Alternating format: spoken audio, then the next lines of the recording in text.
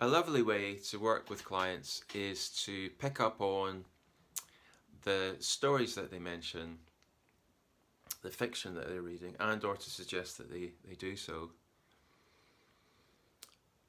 And in the forthcoming workshop, Fiction Therapy Gone Wild, New Developments in Bibliotherapy, that's what we're going to do. New developments in the sense that, unlike traditional bibliotherapy, we're not going to be talking about prescribing particular texts or matching texts to presenting issues, which is a big part of traditional bibliotherapy.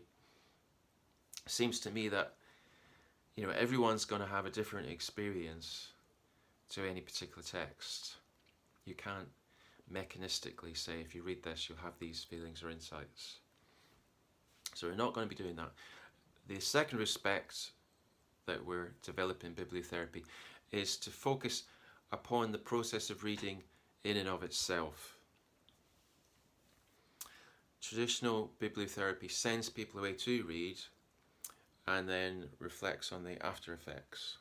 But that takes for granted that people can read or that reading's easy, and often the presenting issue itself gets in the way of reading.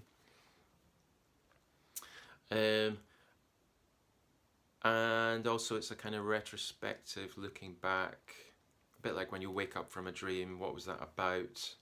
It's an analytical, cognitive distance from the experience. What we're going to do, what I'm going to share with you, is a fiction therapy method that explores reading and the process of reading as an act of imagination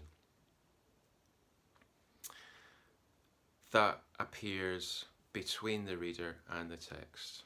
Between the reader and the text, a story appears. So we're going to position ourselves, if you like, immediately within that process, that living process between reader and text, to explore the conditions needed to create an immersion in that experience that will help readers let go of their humdrum existence, their habitual identities, and if only for a short while, but an important while, open up to new possibilities, new ways of being. Secondly, we're going to look at how that reading experience, how the story creates a framework to understand oneself during the reading experience, but also how reading doesn't just happen when you're reading the page, when you're looking at the text. Reading also spills over beyond the page into everyday life.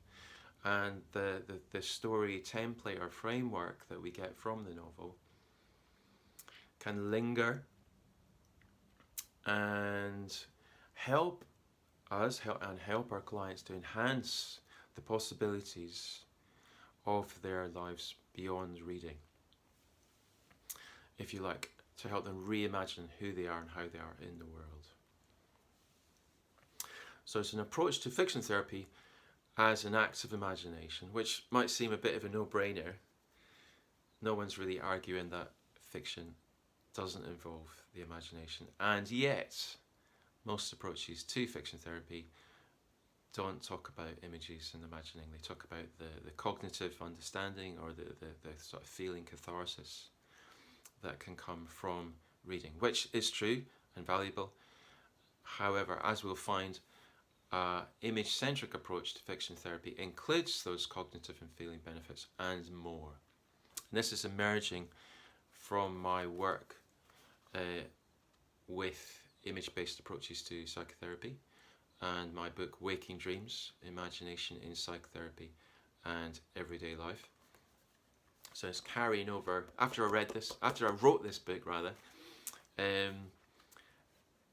which was a pile of work, I just got back into reading fiction again, and I saw the connections between the waking dream approach, sort of active imagination method, and fiction. Reading fiction is a waking dream. So anyway, come along to the workshop.